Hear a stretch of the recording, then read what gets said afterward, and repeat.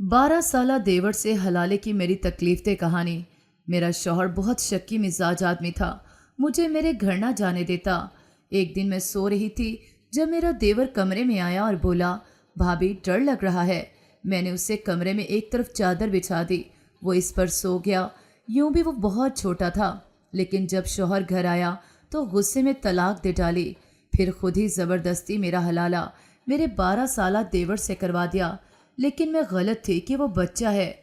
मेरे तो होश उड़ गए जब उसने पैदा होते ही मेरी ज़िंदगी ने मुझे मुश्किलों, दुश्वारियों और कठिन हालात से लड़ने का सबक सिखाना शुरू कर दिया था।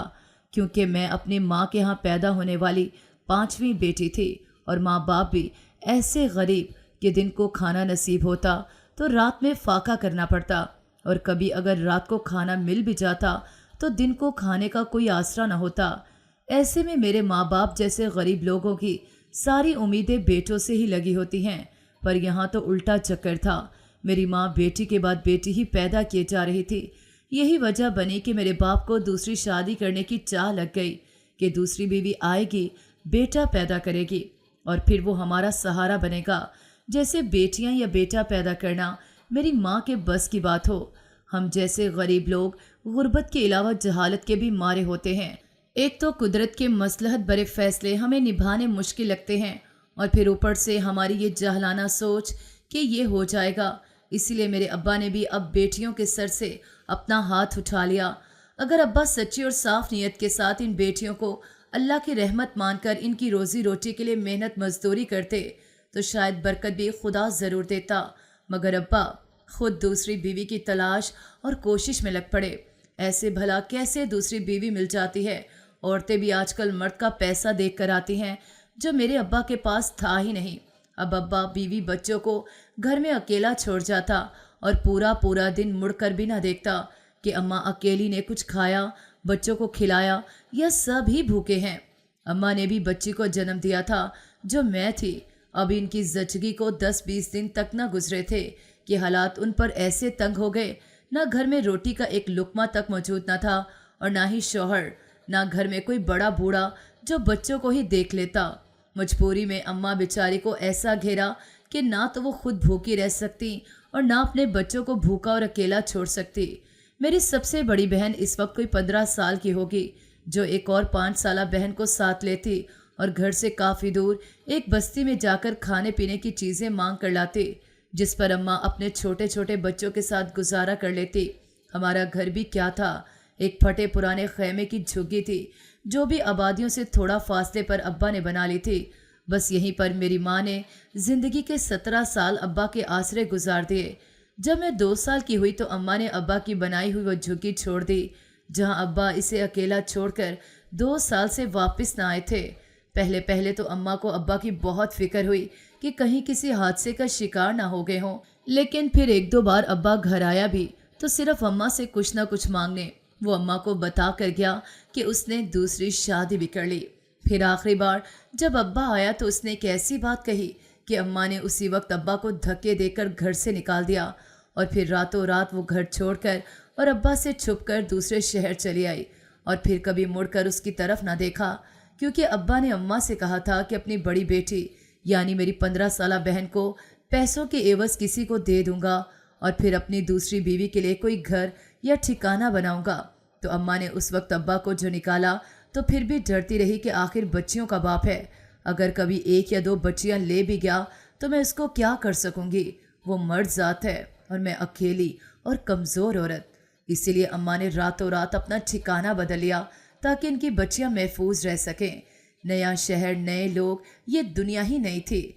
जब रात देर से अम्मा इस अनजान शहर में ट्रेन से उतरी तो 4 बच्चियां साथ और 5वीं गोद में उठाए किस तरह उसने वो रात स्टेशन पर अकेले गुजारी। इस बात और तकलीफ का अंदाज़ा सिर्फ वो अकेली माँ ही लगा सकती है, जिसने कभी सर्दी की ठिठुरती रात में अपने मासूम बच्चे खुले आसमान के नीचे संभाले हों। एक आध अगर लड़का होता भी तो अलग बात थी, लेकिन सब की सब लड़कियां। एक जवान माँ के लिए अपनी इज्जत महफूज रखना जहाँ मुश्किल होता, वहाँ कुछ छोटी तो कुछ जवान होती बेटियां महफूज रखना किस कदर परेशान कुन वक्त था, बस वो जाने या उसका खुदा जाने। अम्मा ने मुश्किलों की रात सारी गुजार ली तो मुसीबतों का सूरज फिर उसके सर पर था। सारी रात सर्दी में बिना बिस्तर, बिना चादर के खुले आसमान तले अम्मा ने बच्चों समेत वक्त गुजारा था। सुबह सुबह थोड़ी देर धूप में ठंड उतारने के बाद फिर अम्मा बच्चों के साथ एक अनजान मंजिल की जानिब चल पड़ी। लेकिन अम्मा नहीं जानती थी शहर और ठिकाना बदलना इतना आसान नहीं होता। यहाँ इस नए शहर में इम्तिहान और भी बड़े और मुश्किल थे। 2 साल की बच्ची गोद में उठाए अम्मा सड़कों पर जा रही थी, किसी महफूज जगह की तलाश में फिर रही थी कि अचानक एक तेज रफ्तार गाड़ी ने मेरी बड़ी बहन को टक्कर मार दी। गलती गाड़ी वाले की तो नहीं थी, क्योंकि अम्मा के साथ चलते चलते मेरी बहन उनसे थोड़ा फासले पर रह गई और फिर सड़क पर गलत जगह से गुजरी तो ये हादसा पेश आ गया। अम्मा भी भला किस किस को संभालती, ऐसा तो होना ही था। फिर भला हो इस गाड़ी वाले का, जो फौरी तौर पर अपनी गाड़ी से उतरा और मेरी बहन को अस्पताल पहुंचाया। उसने अम्मा को भी बहुत डांटा कि इतने सारे बच्चे साथ लेकर गलत सड़क पर क्यों चल रही हो। फिर अम्मा ने उन्हें बताया कि मैं मजबूर और लाचार हूँ, हमारे पास कोई ठिकाना भी नहीं, इसीलिए इस तरह मारे मारे फिर रहे हैं। फिर इसी बंदे ने मेरी बहन का इलाज करवाया और माँ को बताया कि शहर के बीचों बीच एक बड़ी दरगाह है, वहाँ पर आप जैसे बहुत सारे लोग और मुसाफिर पड़े रहते हैं, जिनको वहाँ फी सबीलिल्लाह खाना भी मिल जाता है और बिस्तर भी। अम्मा ने इस बंदे को मिन्नत समाजत की कि हम इस शहर में नए हैं, कोई पता नहीं जानते, आप ही हमें वहाँ तक पहुँचा दें। तो साध्वी ने अम्मा को बच्चियों समेत अपनी गाड़ी में बिठाकर दरगाह के करीब छोड़ा। अम्मा भी वहाँ मांगने वालों की कतार में बैठ गई और इस तरह हमारे दिन रात दरगाह के करीब फुटपाथ पर ही गुजरने लगे। देखते ही देखते हमारे बचपन गुजरने लगे और अम्मा ने यहाँ पर अमीर लोगों की तरफ से मिलने वाली खैरात के पैसों को जमा कर करके उनसे एक छोटा सा 2 कमरों का घर भी बना लिया। अब यहाँ ना तो भूख सताती थी और ना ही कोई खौफ था। फिर अकेलापन ऐसा था कि ना कोई वाली वारस, ना रिश्तेदार। तो दिन दरगाह के साए और लोगों के हजूम में गुजर ही जाता, लेकिन काली रात की वीरानी हमें काटने को दौड़ती। ये तो हम बच्चियों के दिल का हाल था। अम्मा पर तो न जाने तन्हाई और अकेलेपन के कौन कौन से पहाड़ टूटते होंगे। हमें तो फिर भी आसरा था कि सरों पर माँ का साया है, लेकिन वो तो तमाम फ़राइज़ निभाने वाली अकेली औरत थी। वहाँ कुछ हम जैसी ही गरीब औरतों से अम्मा की दरगाह पर ही अच्छी जान पहचान हो गई थी, जिसकी वजह से दिल को ये दिलासा भी था कि इस दुनिया में हमारे जैसे और भी कई लोग हैं, क्योंकि हम ऐसे लावारिस और अकेले यहाँ पर तन्हा नहीं थे। ऐसे लोगों से ये दरगाह भरी पड़ी थी जो अपने अपने दुखों के साथ घरों को छोड़ आए थे, तो कोई ऐसे भी थे जिनको पता तक नहीं था कि उनके आगे पीछे कोई है भी कि नहीं। रंग, नस्ल, जात पात से बेखबर यहाँ बस सब एक दूसरे की नज़र में इंसान ही थे, और यही सबसे बड़ी इंसानियत थी जो इन लोगों को बाकी दुनिया से बढ़कर दर्जा देती थी। और इनका ये दर्जा सिर्फ यहाँ पर रहने वालों को ही पता था। बाकी दुनिया वाले तो हम जैसों को बहुत कमतर समझते थे। जब मैं 10 साल की उम्र को पहुँची तो मुझसे बड़ी सारी की सारी बहनें जवान हो चुकी थीं। एक का नकाब वहाँ पर रहने वाले हमारे जैसे ही एक शख्स से हुआ था, जिसको अम्मा तब से जानती थी जब से हम यहाँ नए नए आए थे। वो भी हम जैसा ही था जो यहाँ पला बड़ा था। जब जवान हुआ और अम्मा से अपनी ख्वाहिश जाहिर की कि वो मेरी बड़ी आपा से शादी करना चाहता है, तो अम्मा ने देर न की और वही दरगाह पर इन दोनों का निकाह करवा दिया। फिर उन्होंने भी अपने लिए एक छोटा सा मगर अलग घर बना लिया। मेरे बहनोई का घर बसा तो उसने मेहनत मजदूरी शुरू की और अल्लाह के शुक्र से मेरी आपा खुशहाल ज़िंदगी गुजारने लगी। इसके बाद मेरी 2 और बहनों की शादियाँ अच्छे और ख़ानदानी घरों में हुईं, जो कि यहाँ पर आने वाले नेक और अमीर रिश्ते करवाने वाली खातून ने अल्लाह की रज़ा की खातिर करवाईं। मेरी वो 2 बहनें अब ऐशो आराम की ज़िंदगियाँ बसर कर रही थी और अब उनका अम्मा और बहनों पर भी काफ़ी हाथ था। हमारे बहनोई तो चाहते थे कि अम्मा अपनी बाकी 2 बच्चियों के साथ उनके पास ही रहा करें, लेकिन अम्मा को बेटियों की ससुराल में रहना गवारा न था। अब हमारी ज़िंदगी से रिश्तों से महरूम होने का एहसास भी ख़त्म हो चुका था। बहनों के तमाम ससुराल और उनके ख़ानदान में हर शादी गमी में हमारा आना जाना होता था। ज़िंदगी जैसे चल पड़ी थी। अम्मा ने हम 2 बहनों को पढ़ाने लिखाने का भी सोचा, और इस तरह मुझसे पहली जो बहन थी उसने मैट्रिक तक तालीम हासिल की, लेकिन फिर अच्छा रिश्ता आने की वजह से अम्मा ने उसका भी फ़र्ज़ अदा कर दिया। अब सिर्फ मैं ही आगे पढ़ रही थी। मेरी सारी बहनें जब मैके आती तो मेरी किस्मत पर रश करती और कहती कि तू एक ऐसी है जो इतना पढ़ सकी है, यूनिवर्सिटी तक गई है। हमारा तो बचपन भी बहुत मुश्किलों में था। मैं इन सब के सामने इस बात पर बड़ी खुश होती और कहती कि अपनी अपनी किस्मत की बात है। हम सब मिलकर बहुत खुश होते थे और अम्मा हमें देख देख कर खुश हो जाती। मैं जवान हुई तो खूबसूरत भी बहुत थी।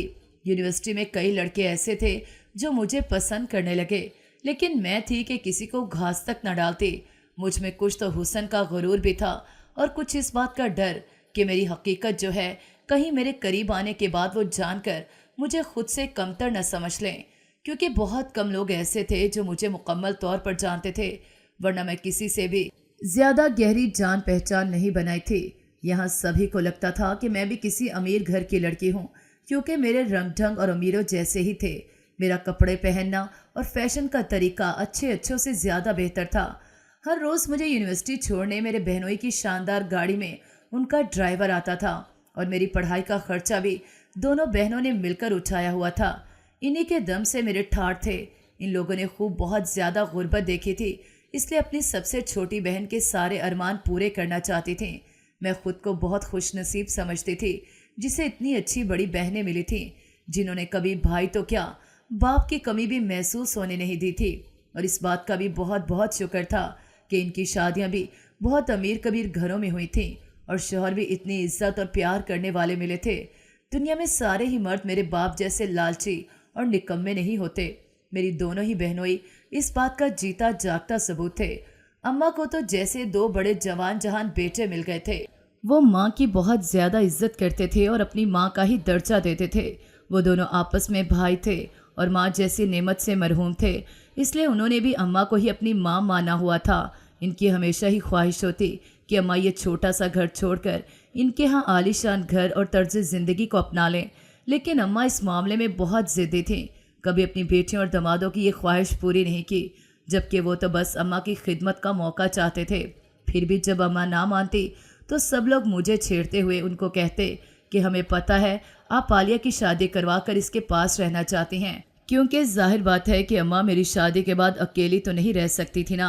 फिर इन सब की इस बात पर मैं भी इतराती कि माँ मेरे हिस्से में आएगी, लेकिन इस बात को मेरी बहनों ने कभी तस्लीम न किया और मुझे कहा कि एक दिन तेरी शादी होगी तो हम दूसरे दिन तक भी अम्मा को अकेला न छोड़ेंगे और अपने पास लेकर आएंगे। अम्मा भी इन लोगों का इतना खलूस देखकर दुआएं देती रहती कि अल्लाह इनको मज़ीद नवाजे।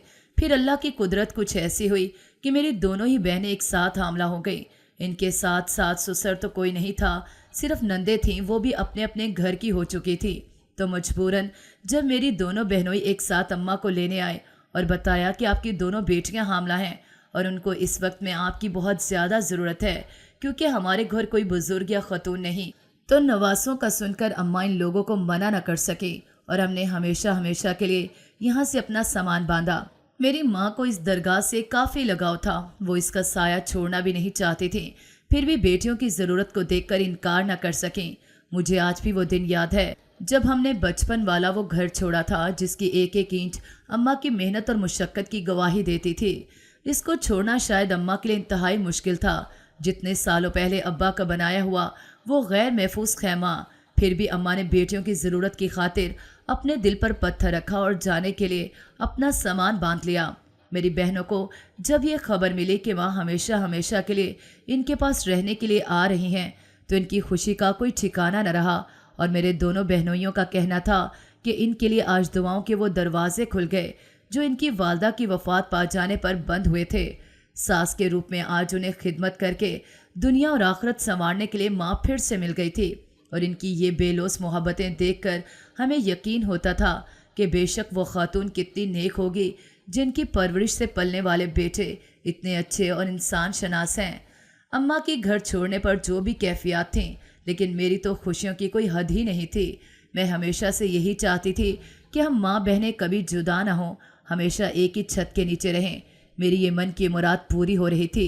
मैं भी माँ के साथ साथ अपना सामान पैक करने में लगी हुई थी जब दरवाजे पर दस्तक हुई और अम्मा ने जाकर दरवाज़ा खोला तो सामने मेरी वो बहन खड़ी थी जिसकी शादी यही दरगाह पर हुई थी और वो करीब ही अपने शौहर के साथ अलग घर में रहती थी।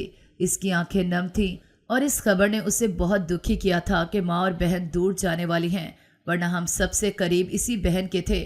फिर तो गम का एक और समा था जिस तरह हम सब गले मिलकर रोए थे और किस तरह फिर हम एक दूसरे को चुप करवाने की कोशिश की थी, बस हमारा दिल ही जानता है। इस बहन के यहाँ अभी तक औलाद भी नहीं हुई थी। इसका दिल कुछ बहल जाता और ना ही इसके शोहर का कोई घर खानदान था। वो भी बेचारा हमारी तरह लावारिस था, जिसका सब कुछ अब हमारी बहन ही थी, यानी इसकी बीवी। अम्मा ने बहन को बहुत समझाया कि बेटियों का यही नसीब होता है कि माँ को छोड़कर अपना घर बसा लें। सारी उम्र भला माँ बाप किसके साथ रहते हैं, और जिस तरह का तुम लोगों ने बचपन गुजारा है, इसको देखकर तो तुम्हें अपने शौहर का शुक्रगुजार होना चाहिए कि उसने घर में ही हर सहूलत तुम्हें दी हुई है। फिर मेरे बहनोई ने भी उसे बहुत तसल्लियाँ दी कि हम सब एक दूसरे के यहाँ आते जाते रहेंगे, और साथ लेकर गया। अगली सुबह हम दोनों माँ बेटी भी बहनोइयों की भेजी हुई गाड़ी में बैठकर उनके यहाँ रहने के लिए चले गए, जहाँ पर हमें बेपनाह इज्जत और प्यार मिलने लगा, और साथ साथ हर आसाइश से भरपूर जिंदगी। किसी काम को हाथ लगाने तक की ज़रूरत न पड़ती। इतने सारे नौकर चाकर थे कि आवाज़ लबों तक पहुँचने से पहले सामने आकर खड़े हो जाते थे, और मुंह से निकली हुई बात हर हुक्म फ़ौरन पूरा हो जाता था। ये ज़िंदगी नहीं, जैसे कोई ख्वाब था। कहाँ हम दरगाह पर बंटने वाली खैरात पर पले बड़े, और कहाँ नौकरों चाकरों पर हुक्म चलाने वाली ये आलीशान ज़िंदगी, जिसके लिए हम लोगों ने कभी ख्वाब तक भी ना देखे थे, ना सोचा था। अम्मा इन वक्तों में अपने किए हुए इस फैसले पर शुक्रगुजार थीं कि सही वक्त पर वो अब्बा का शहर छोड़कर आईं और अपने बच्चों को पालने की अकेले हिम्मत की। तभी उन्हें ये शहर रास आया। गरीबी मस्कीनी में हिजरत करके हम आज महलों के सुख ले रहे थे। अम्मा का कहना था कि मुझे इतने सालों के बाद भी ऐसी ज़िंदगी जीने की कोई उम्मीद नहीं थी, क्योंकि मेरा कोई बेटा नहीं था। लेकिन नसीब के लिखे सुख तो बेटियों के वसीले से भी मिल जाते हैं। काश तुम्हारे बाप ने इन दोनों बेटियों से मुंह न मोड़ा होता, तो आज देखता कि खुदा की रहमत कैसे बरसती है बेटियों की कदर करने वालों पर। आज हमने पहली बार अम्मा के मुंह से अब्बा का जिक्र सुना था कि कितनी वफादार बीवी थी। अम्मा भी जो अब्बा के दिए हुए दुख तो बिना कभी शिकवा शिकायत के सहती रहीं, पर अपने सुखों के दिनों में उन्हें याद करके ये सोचती कि वो होता तो जिंदगी का कुछ सुख उससे भी नसीब होता। लेकिन वो न जाने कहाँ पर होगा और कैसी ज़िंदगी जी रहा होगा। यहाँ शिफ्ट होने की वजह से पिछले 2 दिन से मैं यूनिवर्सिटी तक नहीं जा सकी, इसलिए आज तीसरे रोज़ जल्दी जल्दी उठकर तैयार होने लगी और नाश्ते की मेज़ पर जाकर सबके साथ बैठ गई, जहाँ अम्मा और मेरी दोनों बहनें और सगे भाइयों से बढ़कर ख्याल रखने वाले बहनोई पहले से नाश्ते करने में मसरूफ़ थे। मैंने फटाफट में आधा अधूरा नाश्ता किया और यूनिवर्सिटी के लिए रवाना होने लगी, तो भाई ने बताया कि आज ड्राइवर नहीं आया, वो छुट्टी पर गया है। मैं परेशान हो गई, तो उन्होंने खुद ड्राइव करके मुझे यूनिवर्सिटी छोड़ने का कहा। मैं अब इन दोनों को भाई ही बुलाती थी, और सच में वो भाइयों से बढ़कर थे। अगर अम्मा का कोई सगा बेटा भी होता तो यकीनन हमारा इतना ख्याल नहीं रख सकता था। मेरी बहनों को माशाल्लाह से इतने अच्छे शौहर मिले थे। मुझे भाई ने यूनिवर्सिटी में ड्रॉप किया और मैं गाड़ी से उतरकर 1 सेकंड के लिए उन्हें जाता हुआ देखने के लिए रुकी और फिर अंदर जाने लगी। आज दूर दूर तक मेरी कोई दोस्त नहीं दिखाई दे रही थी। मेरी यहाँ पर सिर्फ 2 लड़कियाँ ही दोस्त थीं। इनके अलावा मैं किसी से ना ज़्यादा बोलती, ना कोई ताल्लुक़ रखती थी। मुझे अकेला अकेला चलते देखकर फैसल, जो हमारी यूनिवर्सिटी का लड़का था, ज़्यादा बात करना और हंसी तो इसके साथ नहीं थी, लेकिन मैं उसको जानती थी। वो मेरी दोस्त निदा का कज़न भी था। उसने मेरे बिना कोई सवाल किए ही बताया कि निदा के वालिद बहुत बीमार थे, इसलिए वो नहीं आ सके। मैंने जवाब दिया, आपने बताने की क्यों जहमत की, मैं उसको फ़ोन करके भी पूछ सकती थी। इसने इतना रूखा मेरा लहजा देखा तो थोड़ा घबरा गया, लेकिन फिर भी साथ साथ चलने लगा। मैंने ज़रा रुककर उसे जगह दी और बोली, आप जा सकते हैं, तो जाने की बजाय मेरे साथ ही रुक गया। अब मुझे थोड़ा गुस्सा आने लगा था। मैंने इस बार उसे साफ साफ कह दिया, देखें फैसल, आप मेरे साथ साथ चलने की कोशिश मत करें, क्योंकि मैं आपकी दोस्त बनना तो क्या, सिर्फ बात करने के लिए भी राज़ी नहीं हूँ। सो मेहरबानी करके अपना रास्ता अलग ही रखें। लेकिन न जाने कैसा ढीठ लड़का था। मेरी किसी बात का इस पर कोई बड़ा असर नहीं हो रहा था। वो चेहरे पर मुस्कुराहट सजाए मेरी हर बात बर्दाश्त कर रहा था। उसने पलटकर कोई जवाब न दिया और इस तरह से मेरे साथ चलने लगा कि जैसे हम दोनों में कोई दोस्ती या रिश्तेदारी हो।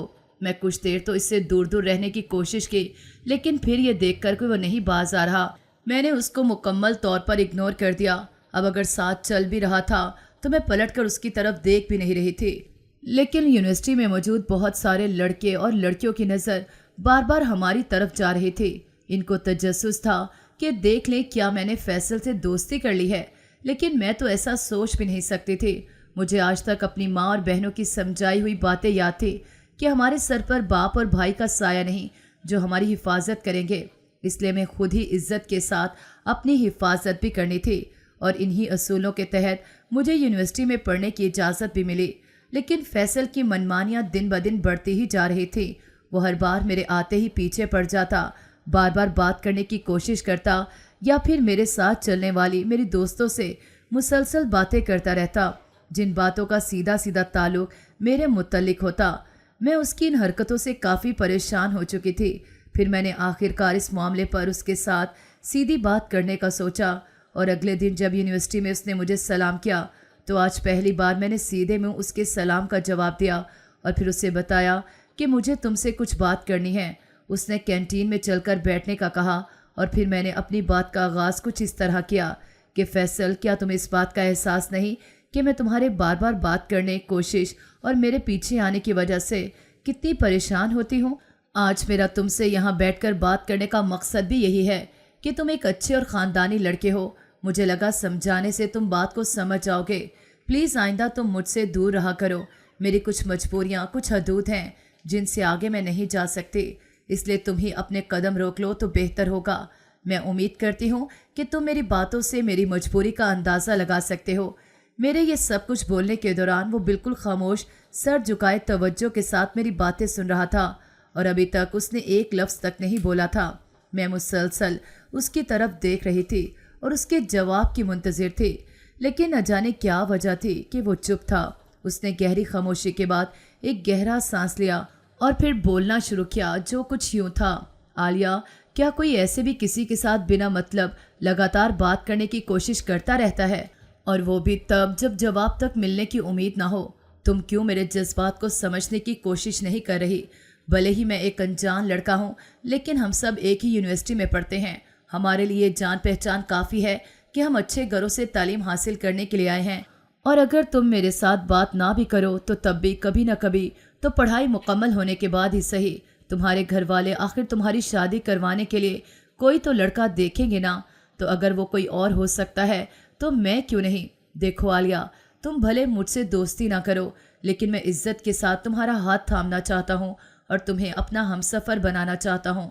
پلیز تو میری چاہت قبول کر لو۔ وعدہ کرتا ہوں زندگی بھر کبھی شکایت کا موقع نہیں دوں گا۔ اس کی اتنی بڑی بڑی اور گہری محبت کی باتیں میرے دل میں اتر چکی تھیں۔ فیصل وہ پہلا مرد تھا جس نے اپنی محبت کا اظہار مجھ سے کیا تھا، اور میں بھی جوانی کے اس دور میں تھی جہاں محبت کی دستک نے میرے دل کے دروازے کو کھول دیا تھا۔ میں اپنی بے ترتیب ہوتی دھڑکنوں کو قابو نہ کر سکی اور اس کی محبت کو قبول کر لیا۔ میں جو آج اس کے ساتھ یہاں بیٹھ کر سارے تعلق ختم کرنے کی بات کرنے آئی تھی، اب اس کے ساتھ زندگی بھر کا تعلق جوڑنے کی باتیں سوچ بیٹھی تھی۔ محبت کا یہ پہلا احساس کس قدر حسین تھا جس نے میری روح تک کو مہکا دیا۔ فیصل مسلسل میری آنکھوں میں دیکھے جا رہا تھا اور میں اس کے سامنے آنکھیں جھکائے خاموش بت بنی بیٹھی تھی۔ میں ابھی تک اپنی زبان سے اس کو کوئی جواب نہیں دے پائی تھی، لیکن میرے دل کے ہر گوشے سے اس کے لیے قبولیت کی ہاں کی آواز آ رہی تھی۔ پھر اس نے خاموشی کو توڑتے ہوئے پوچھا، تم نے بھی میری محبت کو قبول کیا یا نہیں؟ مجھے تمہارے جواب کا انتظار ہے۔ میں نے شرماتی ہوئی مسکراہٹ کے ساتھ اس کی طرف دیکھا اور بنا کوئی جواب دیے وہاں سے اٹھ کر چلی گئی۔ کچھ فاصلے پر جا کے میں نے مڑ کر اس کی طرف دیکھا تو وہ بھی اپنے ہونٹوں پر مسکراہٹ سجائے میری طرف ہی دیکھ رہا تھا۔ اس کا مطلب کہ وہ میرے دل کی آواز سن چکا تھا اور نہ بولتے ہوئے اس کو میری ہاں کا جواب مل چکا تھا۔ محبت کا حسین پہلا احساس ہم دونوں کو خوشی کی ایک الگ ہی دنیا میں لے گیا تھا۔ اس دن سارا وقت جو میں یونیورسٹی میں رہی، فیصل سے شرماتی اور دور دور ہی رہی۔ اتنی شرم مجھے اس لیے آ رہی تھی کہ میں نے اس کی محبت کو قبول کیا تھا، اور یہ شرمانا شاید فطری تھا۔ اور پھر جب میں گھر واپس آ گئی تب بھی پورا وقت میرے ہوش و حواس پر وہی چھایا ہوا تھا۔ میں اٹھتے بیٹھتے، سوچتے جاگتے اور کھاتے پیتے بس اسی کو سوچے جا رہی تھی۔ کتنا حسین تھا خود کو چاہے جانے کا احساس، وہ بھی فیصل جیسا خوبصورت، حسین، جوان اور امیر لڑکا جس پر یونیورسٹی کی کئی لڑکیاں مرتی تھیں۔ اس نے چنا تھا تو صرف مجھے۔ وہ میرا ہمسفر بننے والا تھا۔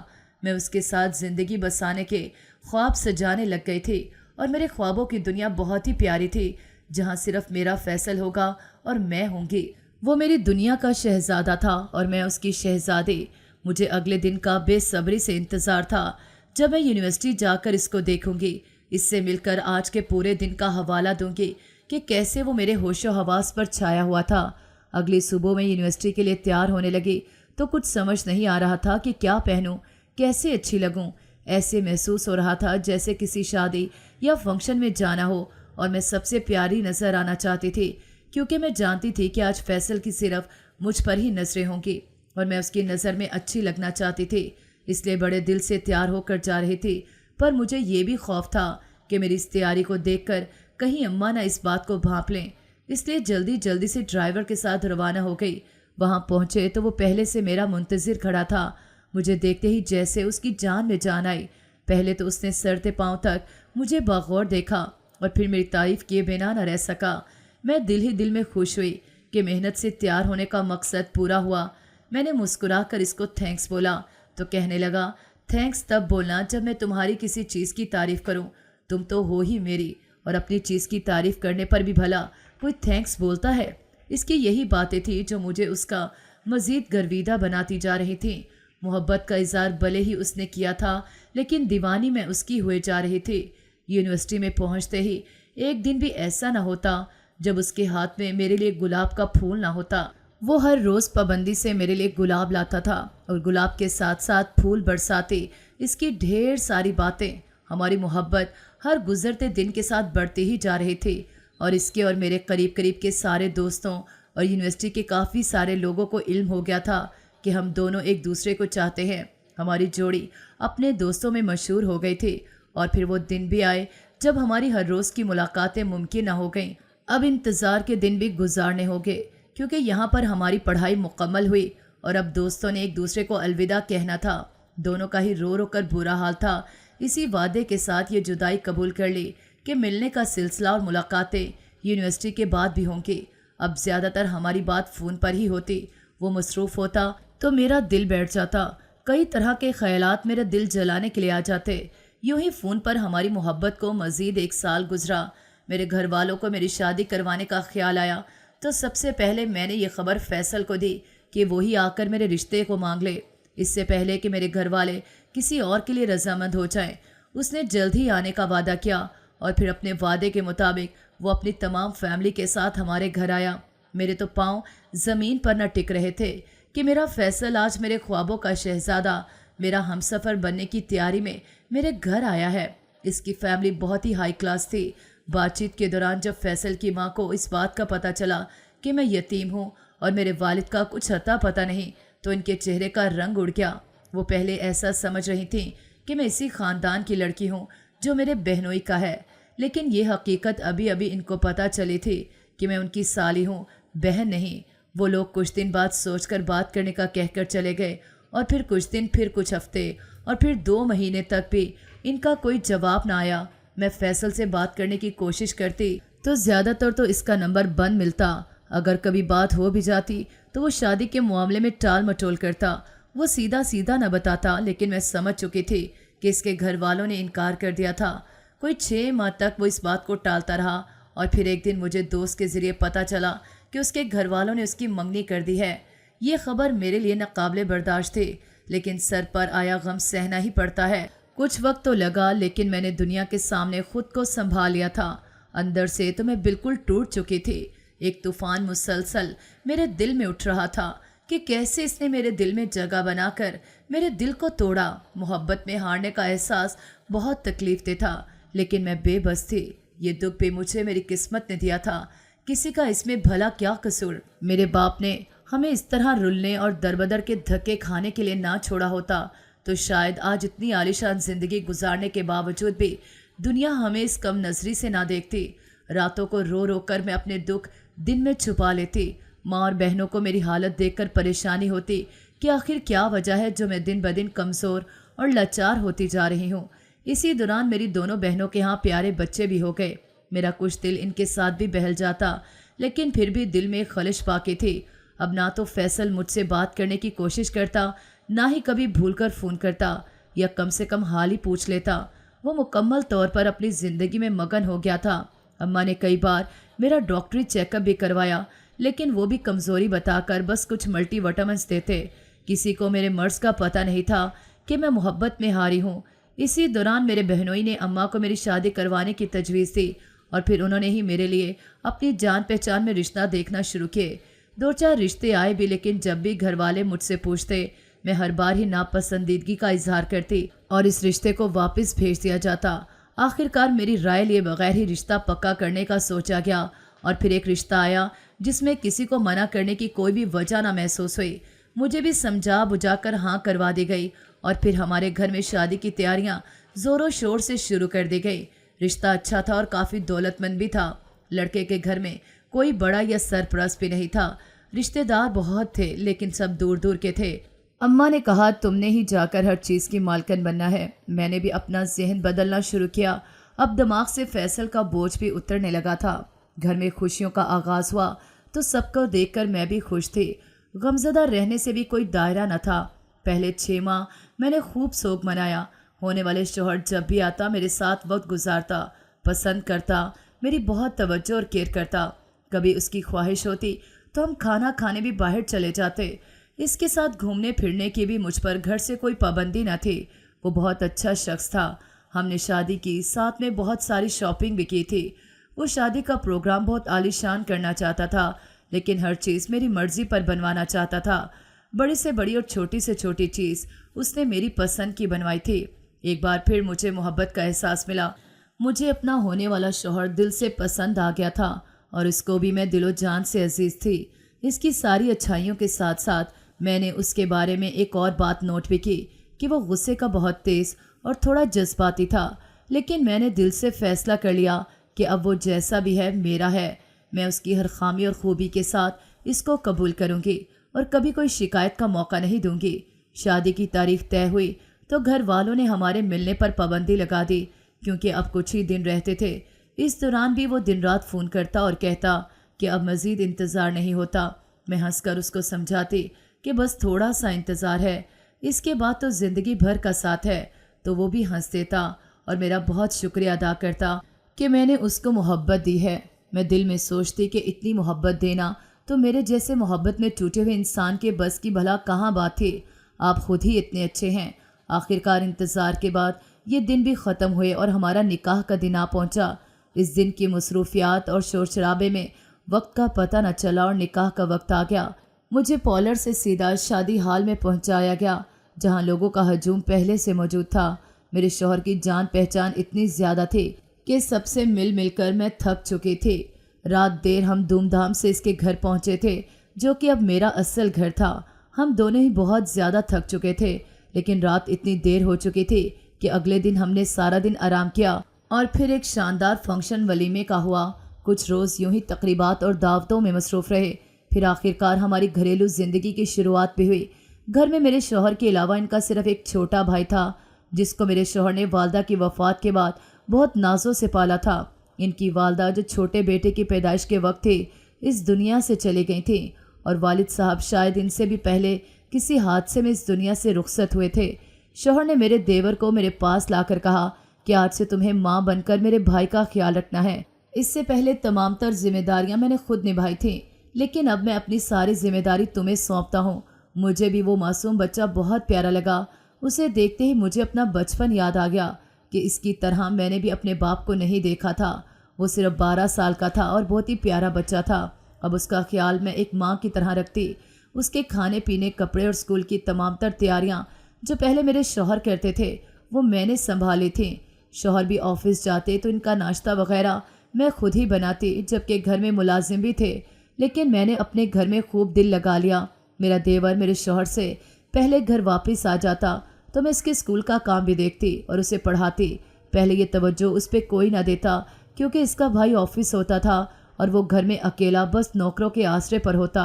एक दिन मेरे शौहर ने ऑफिस से आते वक्त बताया कि आज उसके कुछ दोस्त घर आ रहे हैं, जिनके खाने का बंदोबस्त मैंने बहुत अच्छी तरह से अपनी नज़रदारी में करवाना है। ये पहली बार थी जिससे मेरे शौहर के दोस्त खाने पर आ रहे थे। मैंने भी बड़े दिल से लजीज खाने पकाए। मेहमानों ने रात में आना था। जब तक मैं तमाम खाने बनाकर खुद भी तैयार हो गई थी। कोई 8-10 अफराद थे जिनका मैंने खाना बनाया। वो सब डिनर करने लगे, लेकिन मेरे शौहर ने मुझे वहाँ उनके सामने आने से मना कर दिया। इनको पसंद नहीं था कि उनकी बीवी उनके दोस्तों के सामने आए, लेकिन फिर भी मुझे बहुत शौक था कि देख सकूं मेरा बनाया हुआ खाना वो लोग किस शौक से खाते रहे हैं। इसलिए किचन से ही ज़रा झांका तो जान निकल गई। इनके दोस्तों में एक लड़का ऐसा भी था जो फैसल का यूनिवर्सिटी में बेस्ट फ्रेंड होता था और इसको मेरी और फैसल की सारी कहानी का पता था। मैं बहुत डर गई और दुआएं करने लगी कि कहीं मेरे शौहर को इस बात का पता न चल जाए, लेकिन किस्मत की लिखी चोट तो लगी ही रहती है। खाने के बाद जब चाय का वक्त आया तो मेरे शौहर ने मुझे सब दोस्तों से मिलवाना चाहा, क्योंकि वो खुद भी इनके यहाँ आते जाते रहते थे और इन लोगों में इस बात को मायूब नहीं समझा जाता था। इस लड़के फैज़ ने देखते ही मुझे पहचान लिया और बताया कि हम साथ ही पढ़ते हैं। मेरे शौहर के चेहरे का रंग तो इतनी बात पर ही उड़ गया कि मैं उनके दोस्त के साथ पढ़ती थी। मेरी मोहब्बत की बात तो अभी इनको पता ही नहीं थी। इस लड़के फैज़ ने न जाने कब मेरे शौहर को वो भी बता दिया जिसका डर था, और फिर मेरे शौहर आज रात देर तक घर नहीं आए। मैं बार बार उनको फ़ोन ट्राई कर रही थी जो मुसलसल बन जा रहा था। ऑफिस से पता किया तो वो कब के वहाँ से निकल चुके थे। रात के 1 बजने वाले थे। मौसम भी ख़राब हो रहा था, लेकिन इनका कहीं अता पता नहीं था। जल्दी तेज़ तूफ़ानी बारिश शुरू हो गई और लाइट भी चली गई। मैं उनके इंतज़ार में बैठी थी जब मेरा 12 साला देवर अपने कमरे से निकलकर मेरे पास आया और बोला कि मुझे बिजली के चमकने की आवाज़ों से डर लग रहा है। मैं उसे अपने कमरे में लेकर गई और नीचे चादर बिछा दी कि तुम यहाँ पर सो जाओ, तुम्हारे भाई जान आ जाएंगे तो हम बेड पर सो जाएंगे। वो तो सो गया, लेकिन 1 से 2 बज गए, मेरा शौहर नहीं आया था। मैंने देखा तो मेरा देवर ठंड लगने की वजह से कांप रहा था। मैंने कंबल उठाया और इस पर डालने लगी। जब उसी वक्त मेरा शौहर कमरे में दाखिल हुआ और मुझे अपने देवर के करीब देखकर भड़क गया और बदचलन होने का इल्ज़ाम देने लगा। मैंने बहुत कस्में खाई कि वो तो सिर्फ एक बच्चा है। शौहर ने मेरी एक न मानी और गुस्से में मुझे तलाक दे दी। वो बच्चा अभी भी सो रहा था। तलाक देने के बाद मेरे शौहर को अपनी गलती का एहसास हुआ और फिर बताया कि मेरे दोस्त ने तुम्हारी और फैसल की कहानी बताई थी, जिसकी वजह से मैं अपने गुस्से पर काबू न रख पाया। लेकिन अब कुछ बाकी नहीं बचा। मैंने तलाक के बाद अपने घर जाना चाहा तो शौहर ने पैरों में गिरकर माफ़ी मांगी और बोला कि रुक जाओ, मैं तुम्हारा हलाला करवाऊंगा। मैंने सब्र का घूंट भर लिया और शौहर की बात मानकर रुक गई। और फिर इद्दत का वक्त इसी घर में मैंने शौहर से अलग रहकर गुजारा। मेरे पैरों तले से ज़मीन निकल गई जब शौहर ने हलाले की खातिर मेरा निकाह इसी 12 साला देवर से करवा दिया, जिसको मैं बच्चा समझती थी। ये मेरे ऊपर बहुत ही मुश्किल वक्त था। एक ही घर में मुख्तलिफ वक्तों में दोनों भाइयों की बीवी बनकर रहना बहुत कठिन था। वो 12 साला लड़का जिसको मैं बच्चा समझती थी, वो एक मुकम्मल मर्द था। और फिर इस निकाह के बाद उससे भी मेरी तलाक हुई तो एक बार फिर इद्दत पूरी करके मैंने अपने शौहर से निकाह कर लिया। लेकिन हलाले का ये सफ़र मेरे लिए कितना अजियतनाक था ये मैं ही जानती हूँ। ये शायद मेरे इस फैसल से आज़ादाना मोहब्बत की सज़ा थी जो किसी तरह में मुझे यहाँ आकर मिली थी। लेकिन शौहर ने भी अपनी इस गलती के बाद मुझे फिर कभी इस मोहब्बत का ताना नहीं दिया था।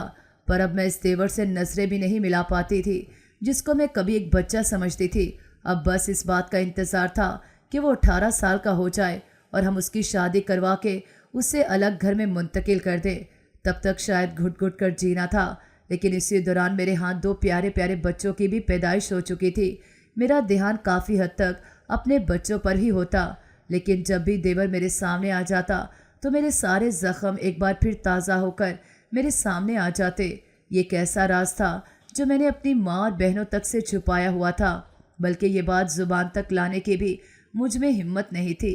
बड़ी मुश्किलों के बाद उसके साथ रहते हुए मैंने ज़िंदगी के ये सबसे मुश्किल तरीन 6 साल गुजारे थे और उसकी उम्र 18 साल होते ही उसे अलग घर लेकर दे दिया जहां अब उसकी भी शादी हो चुकी थी। और अब मैंने हर नामहरम मर्द से पर्दा कर लिया था। फिर चाहे वो देवर हो या मेरे शौहर के दोस्त की औरत जब भी किसी नामहरम मर्द के सामने आती है किसी न किसी तरह से शर ही बढ़ता है।